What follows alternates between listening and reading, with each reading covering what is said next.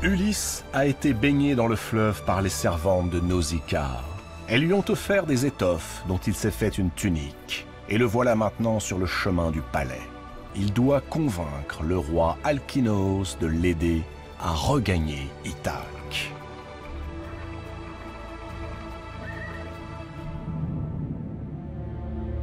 Nausicaa le conduit jusqu'à ses parents, le roi et la reine. Humblement, Ulysse s'agenouille devant Alkinoos. Voilà des années qu'il navigue à travers les mers, et c'est une tempête qui l'a conduit sur cette île. La princesse Nausicaa a eu la bonté de le secourir. À présent, il ne souhaite qu'une seule chose, rentrer chez lui au plus vite et retrouver sa patrie. Si tel était son bon vouloir, le roi Alkinoos pourrait l'aider. Alkinoos convie le naufragé à sa table, ainsi que l'exigent les lois de l'hospitalité. Mais tout au long du banquet, Alkinoos détaille cet étranger avec méfiance. Qui est-il? De quel pays vient-il? Que cherche-t-il vraiment en venant jusqu'ici? Ulysse, lui, cherche un plan qui lui permettrait de gagner la confiance du roi. C'est alors qu'un homme prend la parole. Il est vieux, il est aveugle. Quelqu'un chuchote son nom à l'oreille d'Ulysse. C'est un Aède, un poète, qui vient de la ville de Chios. D'une voix suave, il entreprend de conter à ses hôtes la longue histoire de la guerre de Troie. À mesure que l'Aède déclame ce qu'il appelle l'Iliade, Ulysse s'enfonce dans une profonde mélancolie. Le roi Alkinoos s'en aperçoit. Il ne lâche plus des yeux son mystérieux invité. Lorsque l'Aède raconte en des vers parfaits la mort de Patrocle et la douleur d'Achille, Alkinoos l'interrompt brutalement.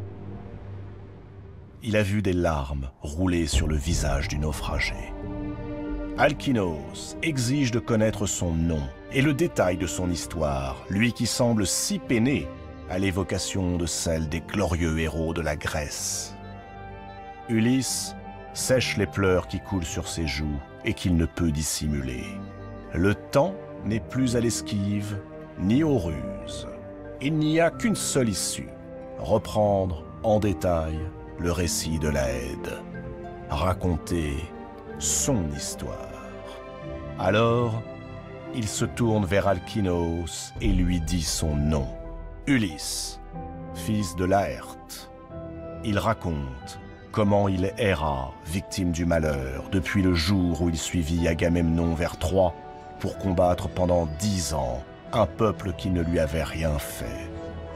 Il raconte comment les dieux, abandonnant les Grecs à leur vengeance, désertèrent le cœur des hommes lorsque Troie fut brûlée et les Troyens massacrés.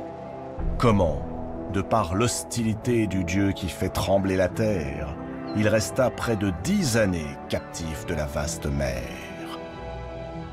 Comment il affronta les Cyclones et les Lotophages, le Cyclope et les Enfers, Charybde et Scylla. Comment les tempêtes éparpillèrent ses navires et noyèrent ses compagnons. Comment lui-même, arraché à son vaisseau, survécut en s'agrippant à une poutre avant d'aborder au rivage de Phéacie.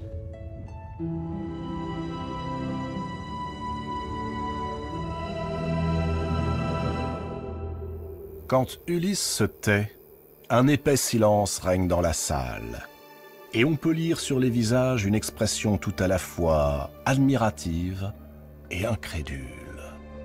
Alkinoos déclare qu'il ne convient plus qu'Ulysse continue d'errer sans fin. Ce héros, dont le nom est parvenu depuis longtemps à ses oreilles, n'a que trop souffert. Il invite tous les princes de Phéacie réunis autour de la table à le combler de présents. Des vêtements, de l'or, de l'argent. Tout cela n'est que trop mérité.